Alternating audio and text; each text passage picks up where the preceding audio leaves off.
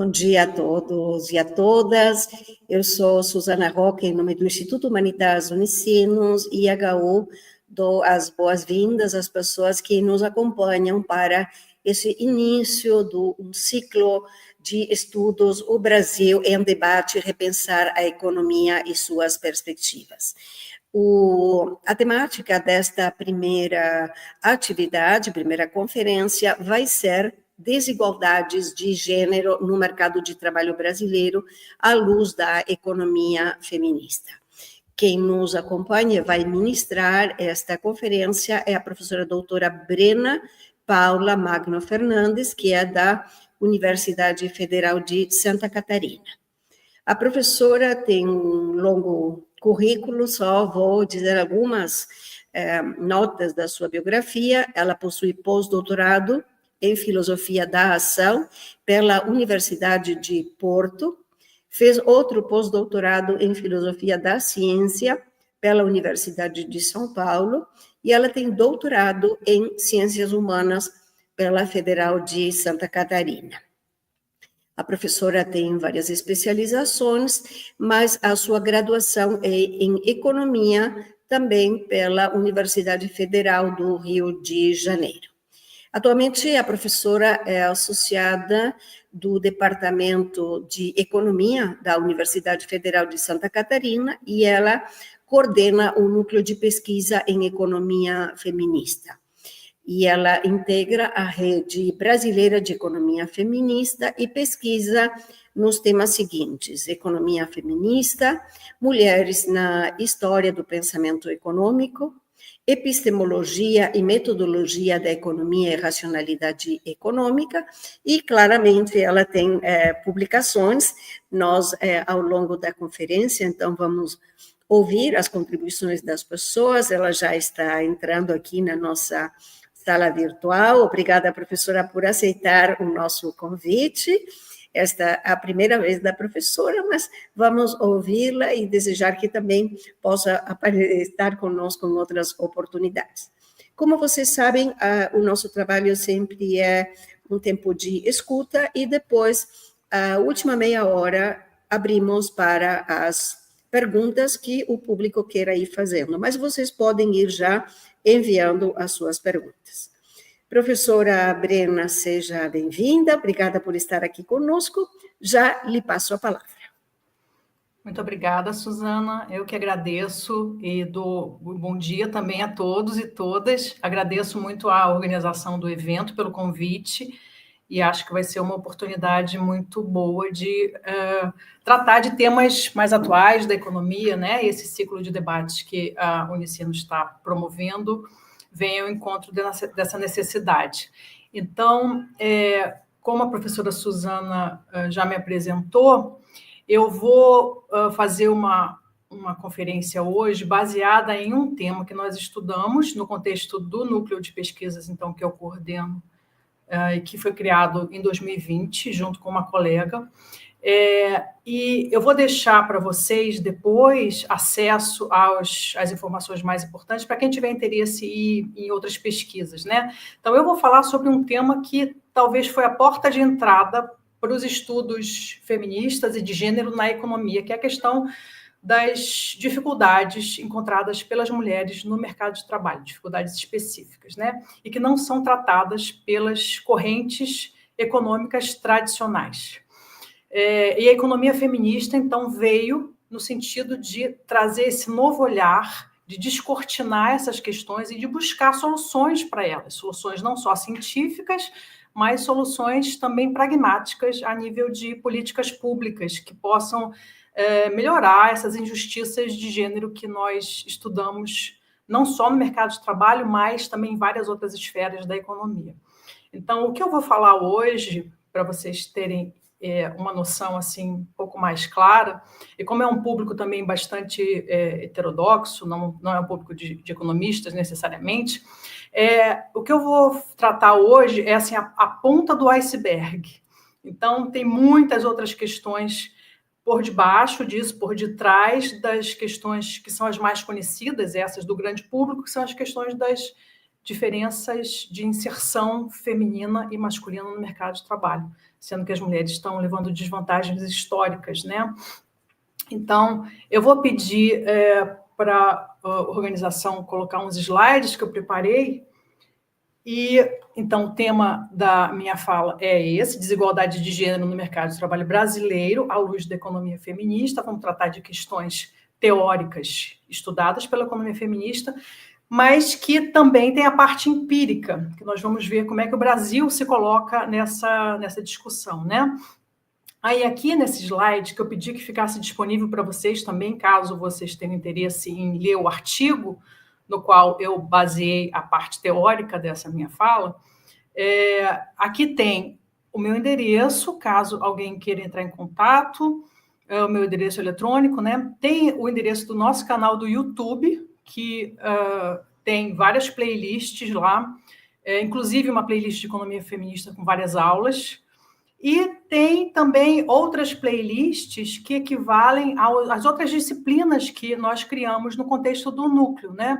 Então, nesses 5 anos de existência do NEF, nós criamos 3 disciplinas optativas que já estão sendo ministradas na UFSC, no Departamento de Economia, que são as disciplinas de Economia Feminista, Gênero e Políticas Públicas e História do Pensamento Econômico e Mulheres.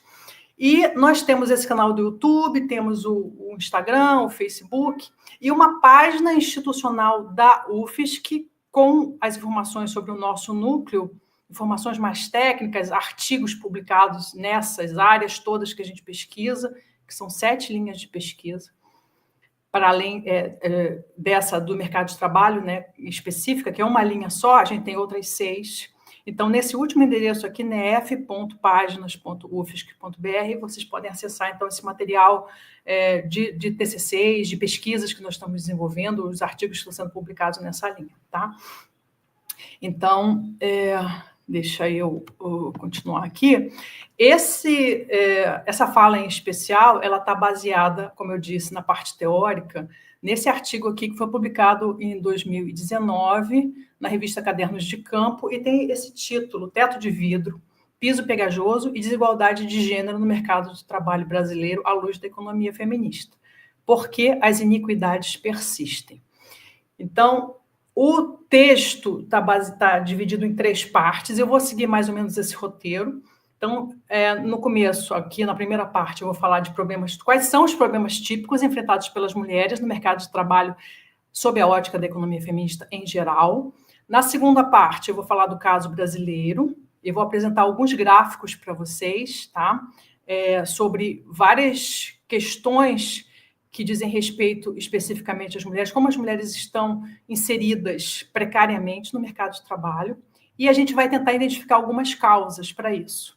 E na última parte, eu vou falar rapidamente de uma legislação específica que foi criada para melhorar esse estado de coisas, né? Em especial, uma das questões que eu vou tratar aqui ao longo da fala, que é aquela que é mais conhecida, que são as diferenças salariais entre homens e mulheres que desempenham funções idênticas. Ok? Esse é um fenômeno que acontece no mundo inteiro, não só no Brasil, mas também nos países desenvolvidos.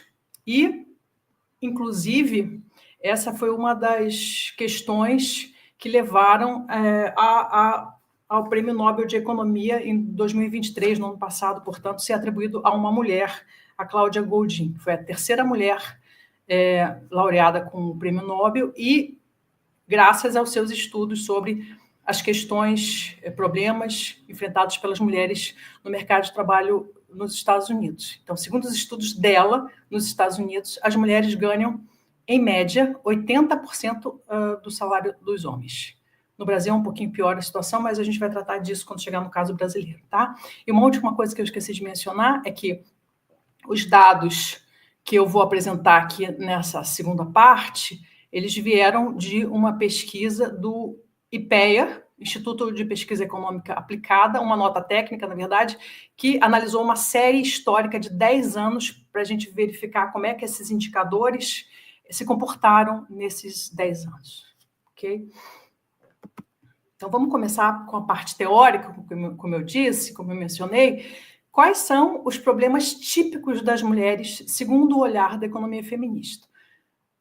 no mercado de trabalho, tá? Falando agora especificamente do mercado de trabalho. Algumas questões mais relevantes, que são essas que são conhecidas do grande público, porque agora saem no jornal, né? De uma década para cá, isso começou a se popularizar mais. Então, essas questões que, se você for perguntar para alguém que nunca estudou o assunto, ela provavelmente já ouviu falar, de ter assistido algum programa de televisão, alguma reportagem, ter lido algum jornal tratando dessa questão. Primeiro lugar, que é esse, os chamados gaps salariais entre homens e mulheres no mercado de trabalho. Ou seja, mulheres ganham menos do que homens para desempenhar as mesmas funções. Isso não tem explicação óbvia, né? Por que isso acontece? Nós vamos tratar das possíveis causas à luz da economia feminista um pouco mais adiante, tá? Então, as questões são essas. Em primeiro lugar, os gaps salariais. Em segundo lugar, uma questão correlata, mas que não é exatamente a mesma, é a chamada segregação ocupacional por gênero, que significa que homens e mulheres se distribuem desigualmente no mercado de trabalho. Existem algumas profissões que são estereotipadas, consideradas como profissões masculinas, os homens se concentram nessas, e as profissões consideradas como tipicamente femininas, as mulheres se concentram nessas outras. E dentro dessa segregação ocupacional por gênero, a gente tem outra subdivisão, que é a segregação chamada horizontal e a segregação chamada vertical, da onde vêm as metáforas que intitulam esse artigo, que são os dois fenômenos correlacionados com essas desigualdades salariais, que são os fenômenos do teto de vidro, metáforas, né? E do piso pegajoso. Então, nós vamos falar basicamente dessas questões aqui, tá? Da parte teórica dessas questões. Então, começando com a mais conhecida de todas, como eu disse, que são as diferenças salariais para o desempenho da mesma função. Então, estamos falando de, por exemplo, um homem e uma mulher que trabalham no escritório, fazem a mesma coisa e têm níveis educacionais equivalentes, ok? Na negociação salarial, mulheres levam a pior e a elas são oferecidos salários menores do que os homens. Então, tem esse estudo do IBGE aqui, que eu selecionei para tirar essa citação, e a referência está aqui embaixo, que diz o seguinte: o IBGE, Instituto Brasileiro de Geografia e Estatística, mostra que as mulheres podem ganhar até 25% a menos que seus colegas homens, que trabalham na mesma função em todos os níveis de escolaridade. Um dado interessante da pesquisa é que, quanto maior o nível escolar e o cargo dentro da empresa, maior será a diferença salarial. Isso aqui é uma coisa bem contraintuitiva, e que está correlacionado com a questão que vem na sequência, que é a do teto de vidro, que a gente vai falar depois, tá? Então, são duas questões aqui. Uma, mulheres ganham menos que os homens para desempenharem idênticas funções. E dois, quanto mais a gente sobe na hierarquia das carreiras, quanto mais anos de estudo, aumenta o gap salarial, ou seja, quando as pessoas têm mestrado, doutorado, pós-doutorado, à medida que a gente vai subindo no nível da hierarquia educacional, aumenta a diferença salarial entre homens e mulheres. Muito bem. Aqui, eu não sei se vocês vão conseguir enxergar direito, mas como eu falei, os slides vão ficar à disposição, né? Aqui tem uma ilustração de como é que, subindo na carreira, o gap vai aumentando. E de quanto é esse gap? Ok? Então, a gente tem lá em cima, então, o azulzinho é o homem, o rosinha são as mulheres, cargos de gerência, diretoria, presidência, homens, em média, ganham 39% a mais que as mulheres para desempenhar as mesmas funções de gerentes, diretores e presidentes. Ao passo que, lá embaixo, na base, trainee, estagiário, aprendiz, essa diferença salarial é de 10%. E ela vai subindo ao longo da escala da carreira e ao longo dos anos de estudo, portanto, necessários para desempenhar aquelas funções, tá? Então, só para vocês terem uma noção de como isso além da injustiça que está envolvida, é muito contraintuitivo, né? Por que isso está acontecendo? E as escolas econômicas tradicionais não enxergam isso como um problema relevante de ser debatido, o que ensejou a entrada, o desenvolvimento dessa perspectiva teórica chamada economia feminista, né? Para a gente entender o que está por trás disso, finalmente, tá? Então, Esse fenômeno dos gaps salariais, também conhecido como salários desiguais para trabalhos iguais, como eu mencionei antes, ele não é apenas brasileiro, é um fenômeno mundial. Ele é amplamente divulgado por pesquisas empíricas levadas a cabo por institutos governamentais e metodologias consolidadas, como é o caso do Instituto Brasileiro de Geografia e Estatística, que chegou a essas conclusões com base em pesquisas, né? Eu mencionei para vocês também o Prêmio Nobel da Economia, né, do ano passado, a Cláudia Goldin, que fez um estudo de 15 anos, ela fez um estudo empírico de 15 anos nos Estados Unidos para identificar esses gaps salariais, e ela chegou à conclusão, com base no seu estudo, que para cada dólar ganho por um homem norte-americano, a mulher ganhava 80 centavos de dólar pelo mesmo trabalho. Ou seja, lá o gap é de, segundo os estudos dela, em torno de 20%, ao passo que aqui, como a gente viu, o IBGE aponta que o gap salarial brasileiro é de 25%, ou seja, o nosso gap aqui é maior do que lá nos países desenvolvidos. O que acontece é que quanto mais desenvolvido um país esse gap vai diminuindo proporcionalmente, mas ele não desaparece. Então, tem estudos na Noruega, na Suécia, na Finlândia, mesmo nos países europeus setentrionais, que são os mais desenvolvidos em termos do ponto de vista de direitos, esse fenômeno acontece em menor medida do que acontece nos países em desenvolvimento, mas ele também ocorre, tá? Então, é um fenômeno mundial e que suscita uma explicação teórica, né, e medidas do governo para que essa injustiça possa ser debelada. Okay? Então, passando adiante, o que a gente tem? Esses modelos, então, que são desenvolvidos com esse olhar feminista, no sentido de vamos agora tentar entender o que está acontecendo aqui do ponto de vista do gênero, do viés de gênero, eles se baseiam na tese de que existe discriminação de gênero no mercado de trabalho. Ou seja, eles vão considerar que as diferenças salariais entre homens e mulheres exprimem um tratamento desigual e, portanto, injusto para com indivíduos iguais ou potencialmente iguais no mercado de trabalho, né? Como é o caso de um homem e uma mulher que estão desempenhando as mesmas funções, que têm a mesma formação educacional para tanto. Eu não mencionei antes, mas isso aqui eu estou tirando trechos, tá? Pequenos trechos do artigo que eu mencionei no começo, da onde veio essa parte teórica. Então, as diferenças de valores salariais entre os gêneros, em grande parte das ocupações, ela não possui causa biológica relacionada às diferenças nas habilidades ou na força física entre os sexos, mas possui sim um caráter social ainda hoje vigente. Deixa eu fazer só um parênteses aqui para mencionar uma coisa, que no início, quando as mulheres começaram a sair de casa e entrar no mercado de trabalho, na época da Revolução Industrial,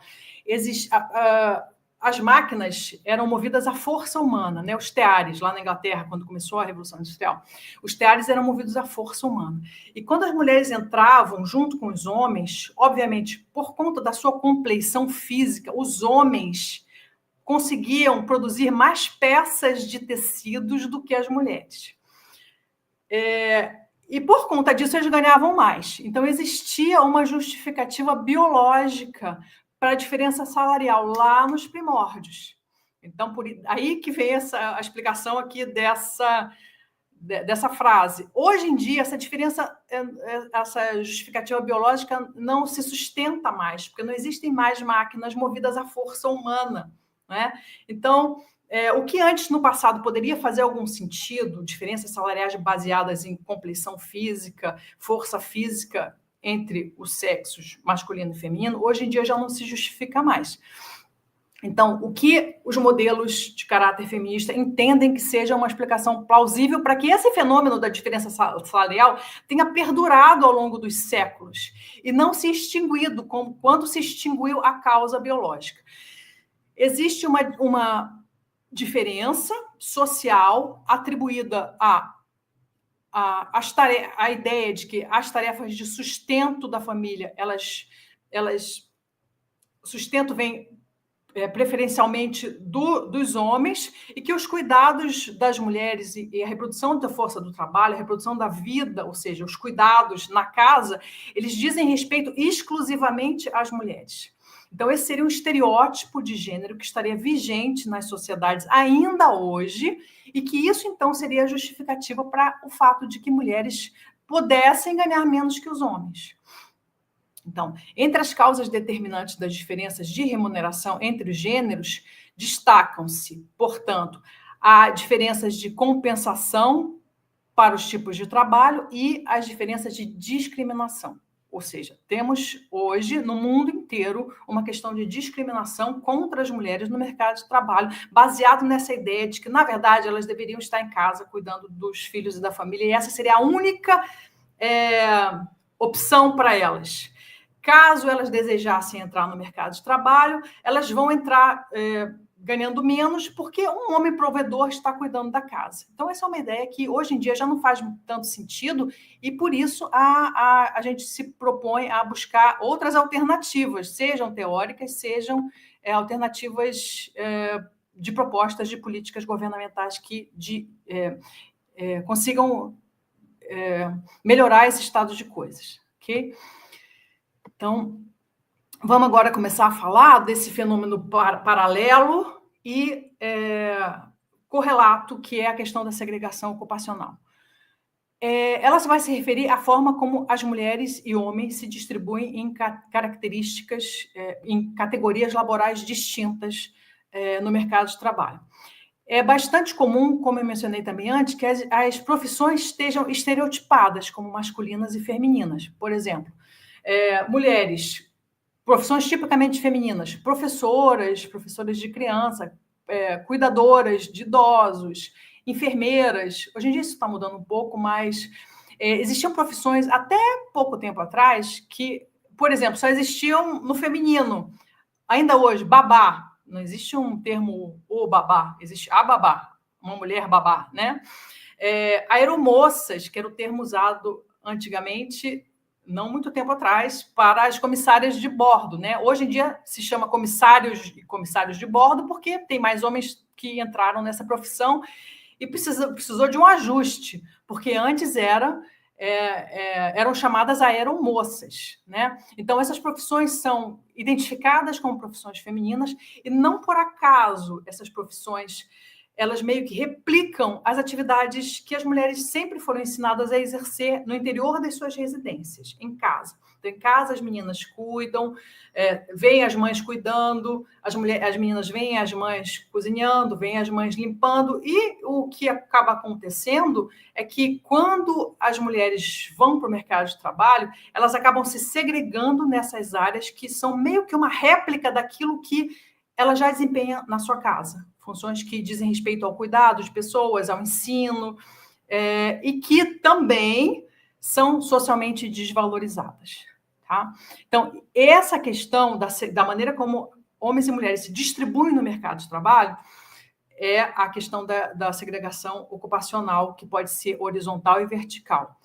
Já os homens estão segregados em outras áreas que são consideradas profissões masculinas, né? Vão ser engenheiros, vão ser médicos, vão ser cirurgiões, enquanto as mulheres vão ser as enfermeiras, né? Preferencialmente.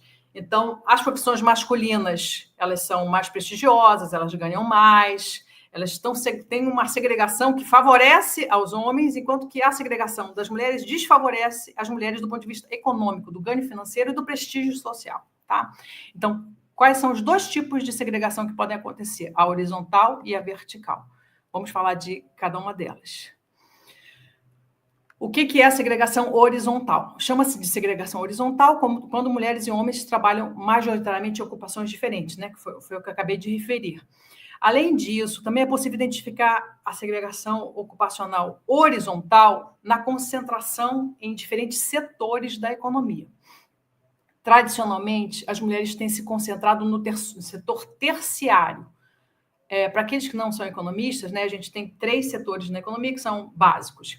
O setor primário, que é agricultura e pecuária, o setor secundário, que é a indústria, e o setor terciário, que são os serviços. Então, quando a gente fala, grosso modo, em termos de setores, as mulheres se concentram no setor terciário, que não, por acaso, é o setor que paga menos dos três também, tá? Que também são parecidos, muito parecidos com os trabalhos que elas desempenham em casa. E de onde vem essa metáfora do piso pegajoso, né? Esses lugares ocupados preferencialmente por mulheres, além de eles apresentarem maior precariedade e menor cobertura social, também são aqueles de menor prestígio e valorização social. Fatores estes que, em parte, explicam a menor média salarial alcançada pelo grupo das mulheres. Então, quando a gente pega mulheres, no geral, sejam brasileiras, sejam de qualquer outra nacionalidade, a média do salário das mulheres, comparativamente à média dos salários dos homens, é menor. Por quê? Primeiro, a gente viu o fenômeno dos gaps salariais. Parte da explicação vem daí, que as mulheres ganham menos que os homens para desempenhar as mesmas funções.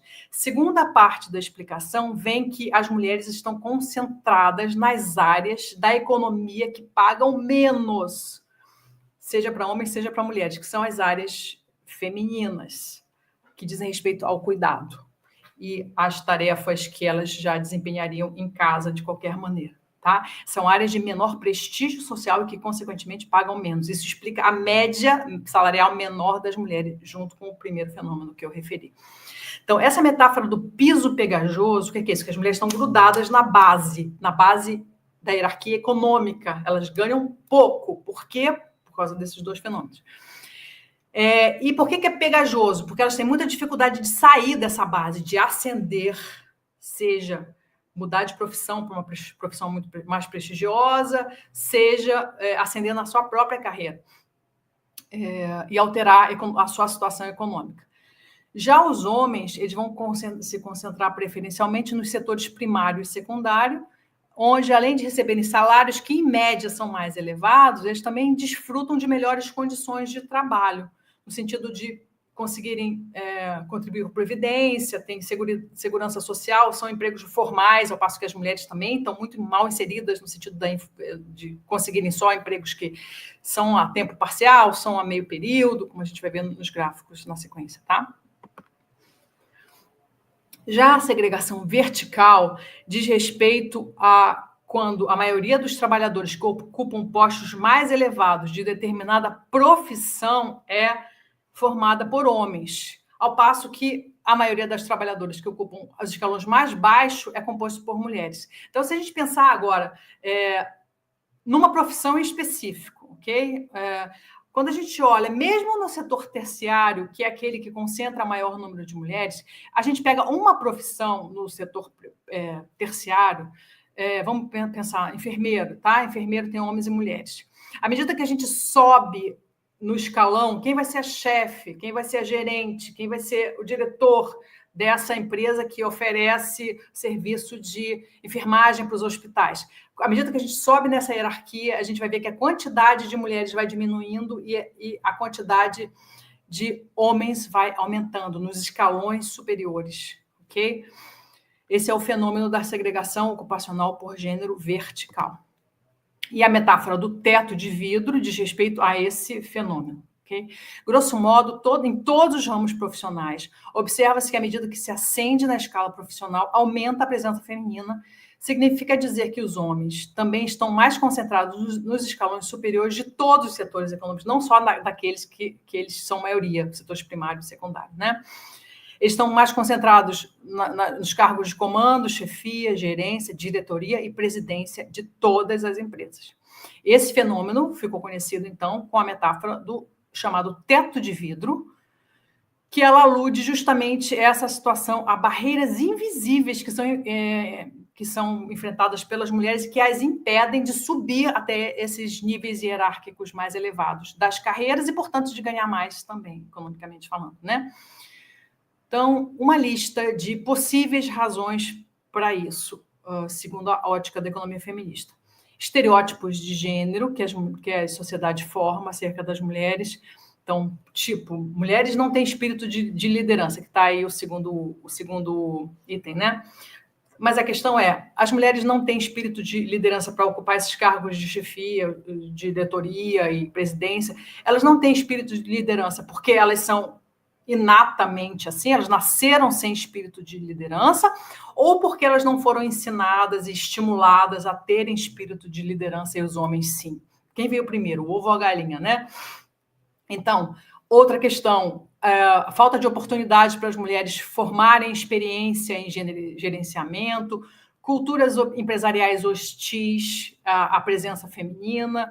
E, por último, porém não menos importante, essa aqui é uma questão central, eu diria que é o centro de gravidade em torno do qual a economia feminista vai olhar e vai tirar explicações para várias das coisas que acontecem no mercado de trabalho, são as obrigações da mulher em casa, as obrigações da mulher na criação dos filhos. Então, tem essa parte biológica que ela vai gestar, ela vai dar à luz, ela vai ter que cuidar de crianças que são totalmente dependentes durante pelo menos 2 anos da vida dela. Isso faz com que ela tenha uma inserção diferenciada no mercado de trabalho comparativamente aos homens, que não têm essa necessidade fisiológica de dar à luz e de cuidar de um bebê, né? Então, a parte das obrigações da mulher em casa, os chamados trabalhos de cuidado, justificam uma boa parte da inserção diferenciada da mulher no mercado de trabalho para pior, e também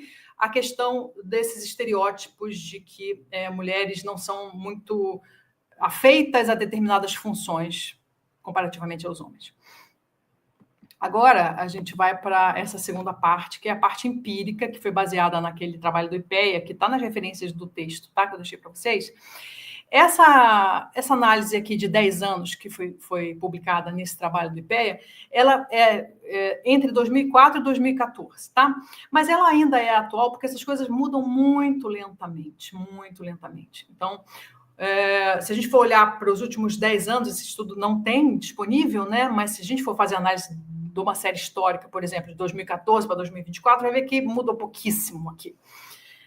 O que a gente tem na série histórica, que continua, então, representativa para os dias atuais, tá? Homens e mulheres, homens azuis, mulheres ali vermelho, jornada total de trabalho, que são as duas partes aqui somadas, o azul com o vermelho, no mercado e trabalho doméstico. Então, a gente tem aqui homens em 2004, homens em 2014, segunda barra. Mulheres em 2004, mulheres em 2014, 10 anos depois, né? O que mudou? Jornada no mercado de trabalho, jornada em casa, trabalhos domésticos. O azul, desculpe, é jornada de mercado, e doméstico é o vermelhinho. Então, homens trabalham mais no mercado de trabalho e mulheres trabalham 5 horas a menos do que os homens, em média, no mercado de trabalho. Mas elas trabalham mais em casa, elas trabalham mais que o dobro do número de horas que os homens em casa. Então, o que a gente vai ter em relação a isso? Eu vou passar aqui, tá? Mas o que eu vou dizer na sequência é de respeito a esse gráfico aqui, que a gente acabou de ver, tá?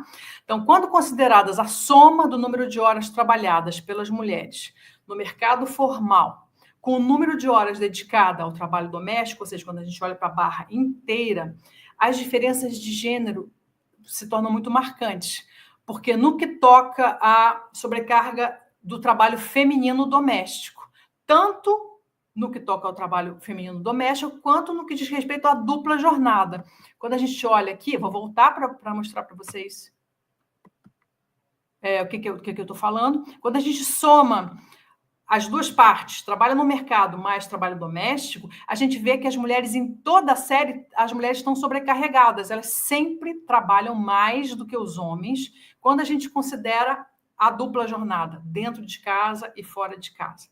Ok?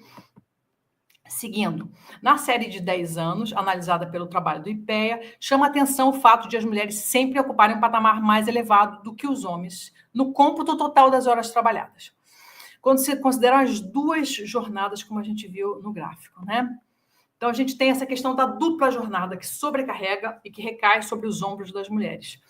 E a gente tem vários outros fenômenos que estão correlacionados com a questão da dupla jornada, que são, por exemplo, a inserção precária das mulheres. Vamos lá agora ver vários dados, vários indicadores esse gráfico, ele traz uma questão extra. Para além da gente ter um olhar de gênero, que só vai falar de questões homens, mulheres, a gente vai ter aqui a média de homens, a média de mulheres, e a gente vai ter também um outro recorte aqui, que é o recorte racial. Tá? A gente vai inserir agora o recorte racial. Então, nós temos mulheres brancas, mulheres negras e média das mulheres, indiscriminadamente, tá? Olhando para todas as mulheres, sem fazer essa diferenciação racial. A gente tem homens brancos, homens negros e média de homens, sem fazer o recorte.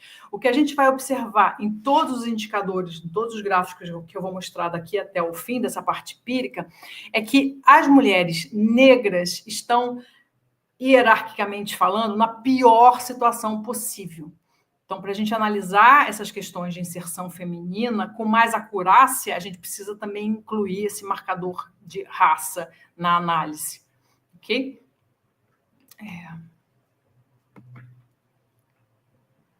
O caso do trabalho precarizado brasileiro, agora estamos falando especificamente do Brasil, né?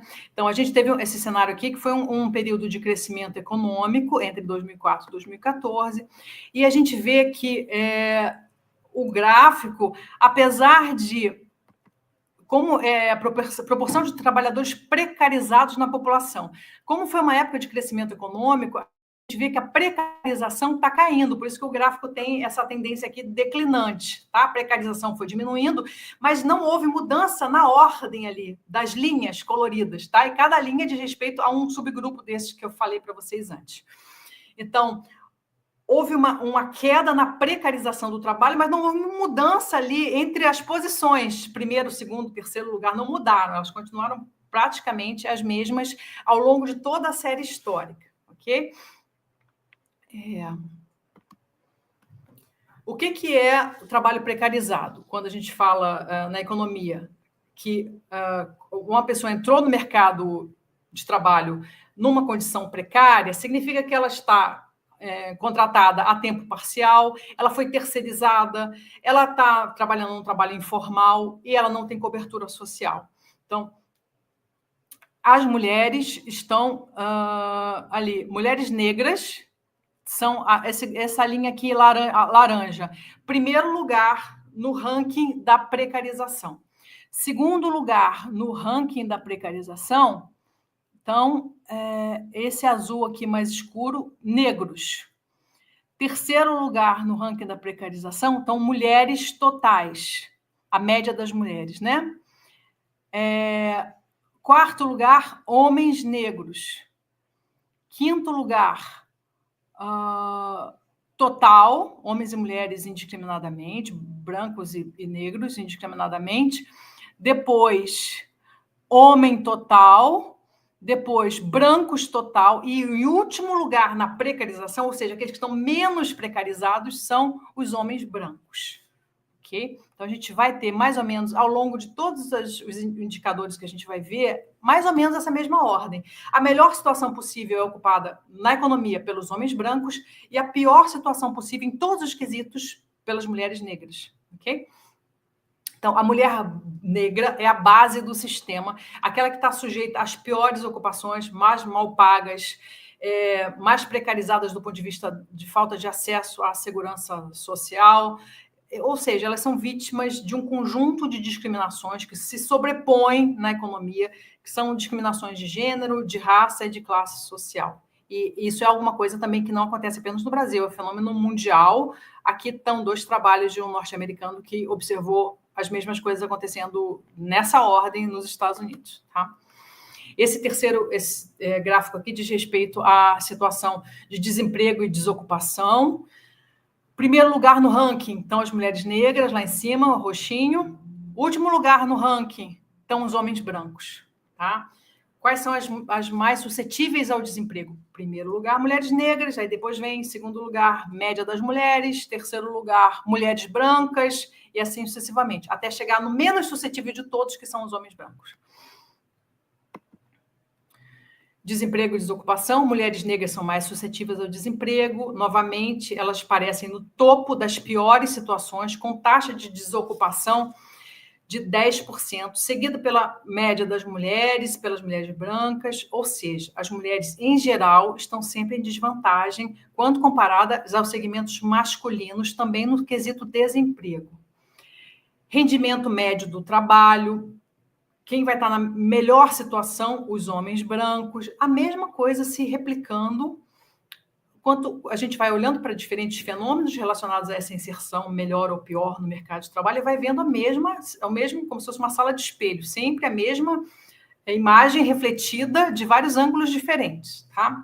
Então, os homens são aqueles que, em média, ganham mais, pelos fenômenos que a gente viu atrás, e as mulheres são aquelas que, em média, ganham menos, e as mulheres negras ganham menos ainda que as mulheres, a média das mulheres, e as mulheres brancas.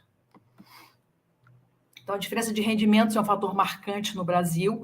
A renda média das mulheres trabalhadoras é menor do que a renda média dos homens trabalhadores, com as mulheres recebendo, em média, 74% dos rendimentos dos homens, e ao passo que as mulheres negras ainda não conseguem alcançar nem 40% da renda dos homens brancos, que são aqueles dois extremos, homens brancos e mulheres negras. Um que está no topo da melhor situação possível, outro que está na base da pior situação possível.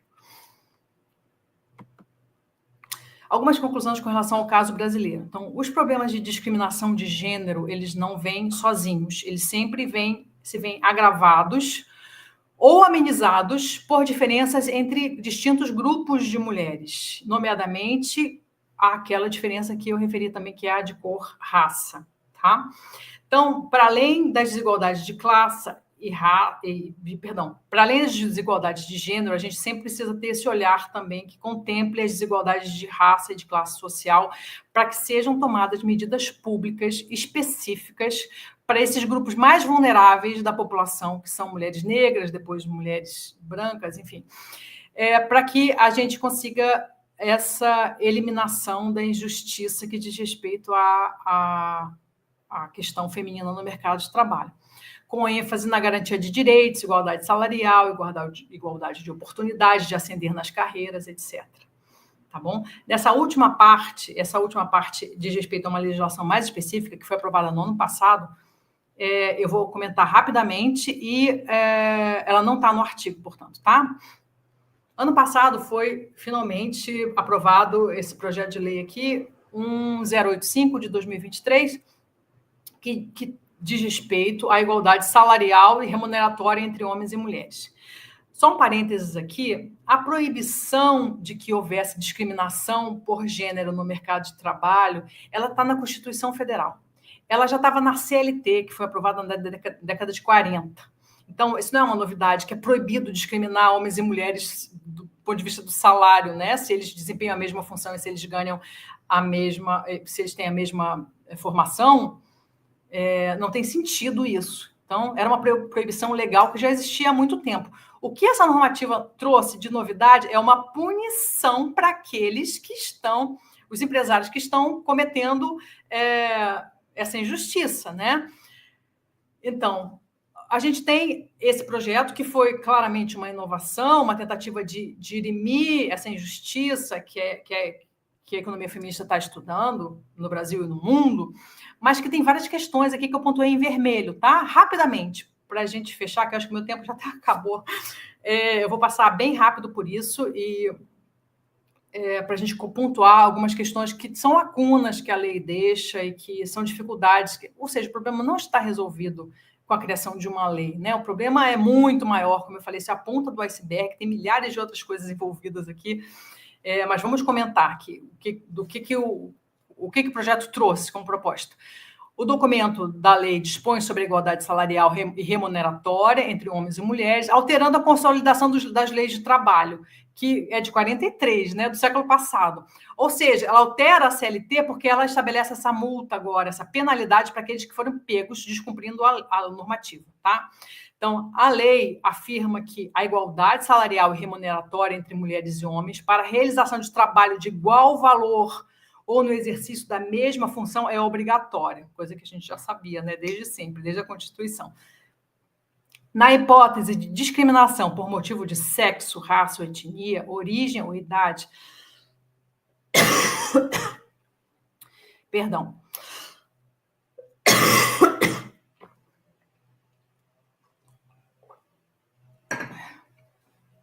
A multa corresponderá a 10 vezes o salário devido pelo empregador ao empregado, elevada ao dobro em caso de reincidência.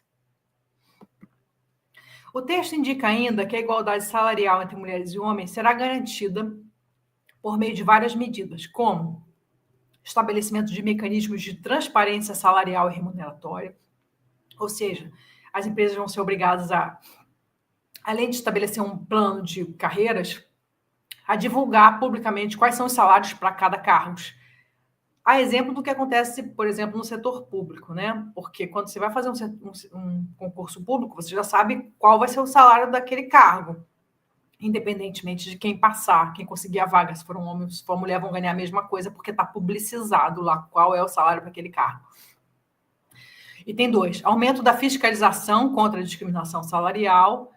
3, canais específicos de denúncia.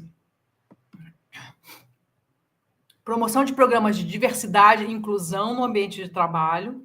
5º ponto, fomento à capacitação e formação de mulheres para ingresso, permanência e ascensão no mercado de trabalho em igualdade de condição que os homens. Ou seja, ele tangencia não só a questão dos gaps salariais e a obrigatoriedade dos empresários pagarem a mesma coisa, mas também um estímulo para que o teto de vidro seja rompido e as mulheres consigam ascender aos escalões superiores das carreiras. Item 6. Fica determinada a publicação semestral de relatórios de transparência salarial para empresas de 100 empregados ou mais. Eu coloquei em vermelho isso aqui porque são lacunas que a lei deixa, né? Pergunta: o que vai acontecer com as empresas que têm 99 funcionários para baixo? Não vão ser obrigadas, né? Então, muitas outras questões que tangenciam, que estão envolvidas nesse fenômeno. Eu vou parar por aqui e vou esperar as perguntas mais específicas de vocês para a gente comentar mais e aprofundar mais em algum tópico na parte das perguntas, tá bom? Muito obrigada. Eu fico à disposição. Obrigada, professora Brena.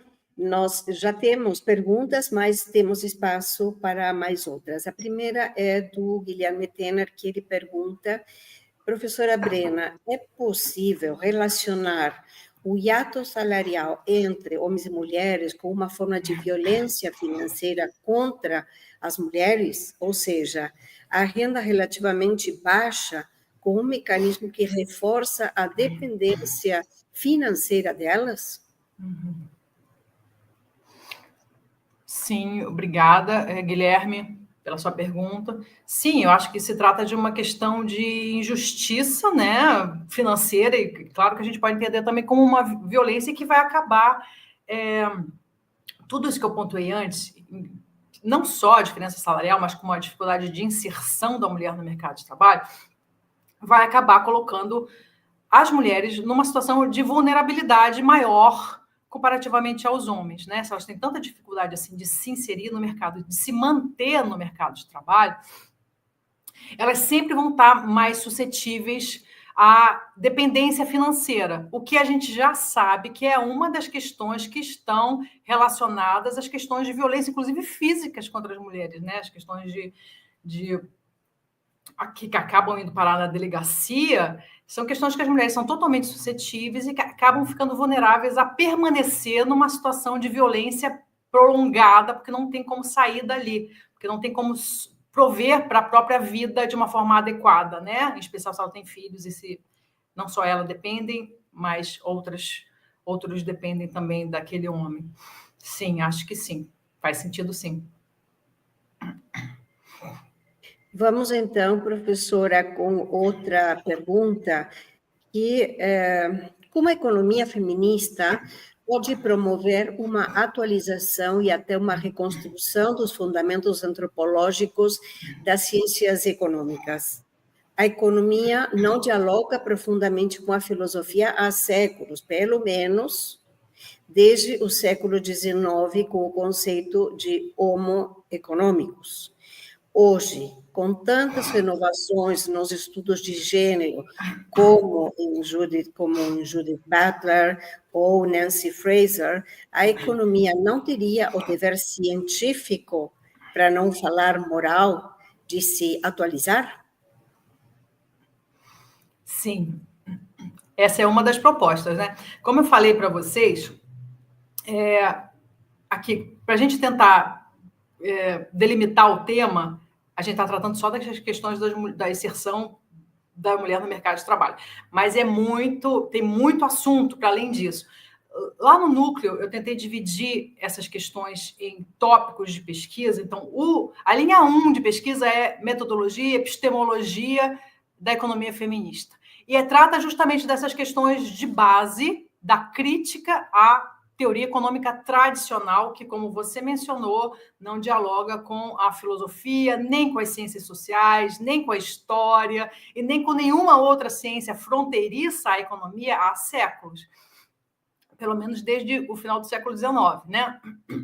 Então, a crítica feminista também tem esse viés filosófico, metodológico, epistemológico, histórico, mas que não dá para a gente tratar tudo no mesmo assunto. Então, sim, a economia feminista tem esse viés também de trazer uma reflexão muito mais profunda do tipo de conhecimento que é gerado na ciência econômica e voltar a não só a buscar subsídios teóricos, beber da fonte das teorias filosóficas que tratam da moral, como também das ciências que estão nos rodeando, né? Para que a gente consiga aprofundar a discussão econômica de uma forma que faça mais sentido para a vida humana, colocar a ciência a serviço do ser humano e não o ser humano a serviço de uma visão completamente limitada e que se pretendia objetiva da realidade, né? Esse homo econômico, segundo essa crítica filosófica que eu referi antes da economia feminista, ele mal consegue contemplar a inserção de 50% da humanidade, que são os homens. Nem os homens ele consegue adequadamente modelar. O que dirá dos outros 50%, que são as mulheres e que estão sofrendo de uma série de questões que os homens não estão, né? Então, sim, faz parte da crítica, só que a gente divide para uma questão didática, não falar tudo de uma vez só, né? Mas existe essa linha toda de discussão crítica, filosófica, antropológica, histórica, que a economia feminista também se dedica a pontuar, tá? A próxima pergunta, professora, diz: a situação de discriminação no mercado de trabalho das mulheres e sua distribuição desproporcional em inúmeras atividades de trabalho não remunerado pode ser um caminho para a reivindicação da renda básica universal? Quais outras políticas públicas podem ser levantadas a partir da realidade das mulheres? Então, sim, a renda básica, ela, nos seus vários formatos, né, desde que ela começou a ser pensada,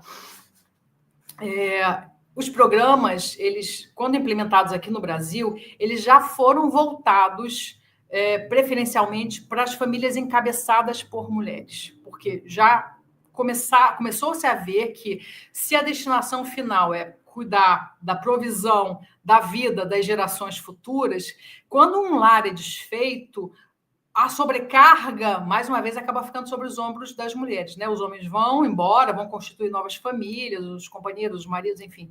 E as mulheres ficam com os filhos.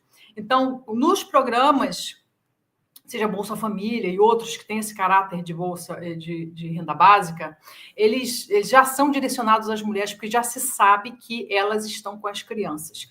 E já se sabe que, por conta da maternidade, desse vínculo mais próximo com a prole, elas vão ser aquelas que vão preferencialmente destinar aqueles recursos à provisão da sua casa. Tá? Então, sim, essa questão da divisão sexual do trabalho e todas as dificuldades que as mulheres encontram em se inserir no âmbito econômico justificam que a renda, quando existem programas do governo que são transferências diretas de renda, eles preferencialmente sejam feitos para famílias encabeçadas por mulheres, famílias monoparentais, né? Não tem a figura masculina, na família tem a mãe com os filhos. E, desculpa, a segunda parte... as políticas públicas de gênero, o que mais pode ser feito? Né? Bastante coisa, tá? Alguns com maior êxito, outros com menor êxito, né? como a gente viu nesse pequeno exemplo que eu mostrei aqui, dessa lei específica que foi criada para tentar amenizar, melhorar, dirimir a questão das diferenças salariais, sempre tem bastante lacunas na lei, né? Eu mencionei para vocês o canal do YouTube nosso, que tem uma playlist chamada Políticas Públicas de Gênero, que analisa vários dos projetos de lei e leis aprovadas que foram criadas com esse objetivo. Tá? Algumas fazem muito sentido, outras a gente não entende bem, e outras têm problemas sérios, bem sérios, e que precisam ser revistas. Então, tem desde, por exemplo, eu posso citar aqui uma que eu também escrevi um artigo há pouco tempo, que tem toda uma linha de pesquisa que diz respeito especificamente às empregadas domésticas, tá? A gente falou das mulheres negras, que estão lá na pior inserção possível, mais precarizadas. As mulheres negras têm toda essa herança histórica do nosso passado de ex-colônia, escravocrata.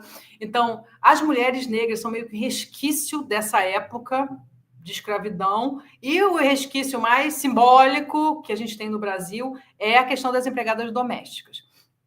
Então, o Brasil é um dos países do mundo que tem maior número de empregadas domésticas, é pessimamente pago, e a maioria esmagadora são mulheres negras que trabalham nesse tipo de trabalho, né, de empregadas domésticas, sejam elas formais, sejam elas informais. Foi criada uma política pública específica para as domésticas, chamada PEC das Domésticas, conhecida como PEC das Domésticas, né? E ela completou 10 anos ano passado.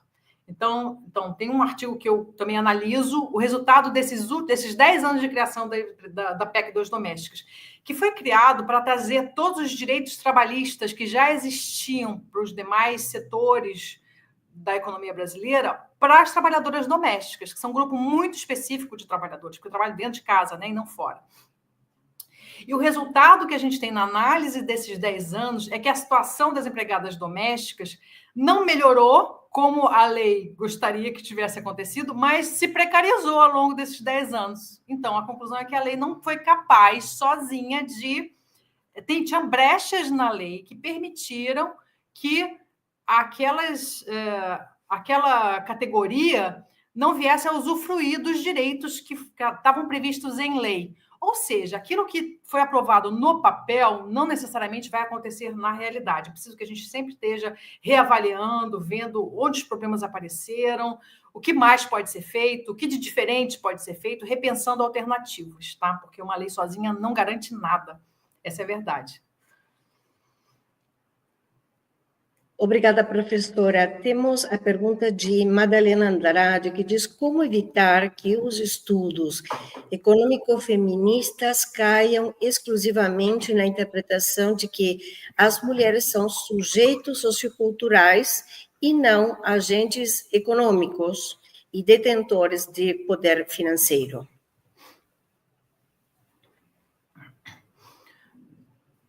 Bom, eu acho que a discussão desses temas, né, é um ponto central, para que a gente traga a público essas questões que são empíricas. Como a gente falou, essas questões que estão sendo estudadas no viés da economia feminista, elas são discussões teóricas sobre coisas que acontecem na nossa realidade. Então, a realidade mostra para a gente, por esses estudos, pesquisas organizadas e implementadas pelos organismos tradicionais, seja IBGE, seja Instituto de Pesquisas Econômicas Aplicadas, o IPEA, que são esses dados que eu estou trazendo para vocês, eles investigam a realidade e trazem os números da realidade à luz, ok? Então, a mulher tem uma inserção precária no mercado de trabalho, ela está desfavorecida. Isso não é um discurso vitimista, né? Isso é um discurso de que estamos numa situação muito desigual e é preciso que a gente pense a respeito disso, é preciso que a gente tenha os mecanismos teóricos corretos para debelar essas questões, e é preciso que o poder público responda, que essa segunda é o desdobramento político. As propostas de políticas públicas que têm esse viés de gênero, as propostas de projetos de lei que tentam dirimir, melhorar essas injustiças econômico-financeiras e de inserção feminina. Então, eu vejo que, em primeiro lugar, trazer a público essa discussão trazer para as universidades essa discussão, trazer para a ciência essa discussão, né? Isso é uma coisa muito recente, mas que vem aqui no Brasil aumentando ao longo dos últimos anos. Esse prêmio Nobel foi uma coisa maravilhosa para a gente, porque trouxe a discussão para um outro nível, né? Porque antes, quando eu comecei a estudar economia feminista, foi há 20 anos atrás. Então, era mato, não tinha ninguém falando sobre isso, e era muito discriminado esses assuntos, né? Então, à medida que o tempo foi passando e que a coisa foi ganhando notoriedade, eu acho que o prêmio Nobel foi o suprassumo da notoriedade, agora ninguém mais pode dizer que esse assunto não é importante, não é relevante do ponto de vista econômico. Trazer essas discussões à baila, fazer isso que nós estamos fazendo aqui, escrever artigos e publicar nos melhores periódicos científicos do Brasil e do exterior, dizendo o que acontece, isso são formas da gente mostrar que a mulher é um sujeito pensante, sim, né? E que muita conquista já houve nessas décadas. Como eu faço pesquisas de história também, no século XIX, as mulheres não podiam estudar, não podiam frequentar universidades. O que dirá falar em público sobre essas questões, né? Coisa que eu estou fazendo aqui agora. Então, a nossa situação não é de mulheres que não pensam, é de mulheres que pensam, mulheres que têm muito a contribuir e que apontam questões que dizem respeito especificamente à situação feminina, mas não exclusivamente. Como eu costumo dizer para os meus alunos, nessas disciplinas que nós criamos e que estão formando, então, a primeira geração de economistas com esse olhar feminista no Brasil, essas questões dizem respeito a 100% da população. Porque mesmo os 50% que não estão diretamente envolvidos nisso, os homens, eles têm mulheres, eles têm mães, eles têm filhas, eles têm irmãs, e se as mulheres das vidas deles estão passando por isso, eles, obviamente, que estão sendo impactados também, né? Então, são questões que a economia precisa endereçar, precisa resolver, porque são questões de 100% da humanidade, não são questões só femininas ou só feministas. Acho que é por aí. Não sei se eu respondi a sua pergunta, mas... Obrigada, professora. Temos a última pergunta do Guilherme, que se questiona: a economia feminista dialoga com os estudos do cotidiano de Michel de Certeau? E o que os estudos feministas revelam sobre o poder analítico e metodológico dos territórios? Desculpa, professora, eu não estou vendo a pergunta aqui escrita embaixo, aí eu não entendi uma parte. Posso fazer a pergunta de novo e também colocá-la. A economia feminista dialoga, pergunta, né? Se a economia feminista dialoga com os estudos do cotidiano de Michel de Certeau. E a segunda parte da pergunta diz: o que os estudos feministas revelam sobre o poder analítico e metodológico dos territórios? Olha, eu não conheço esse autor, tá? Então, da literatura que eu conheço, eu não sei, não saberia te responder essa pergunta.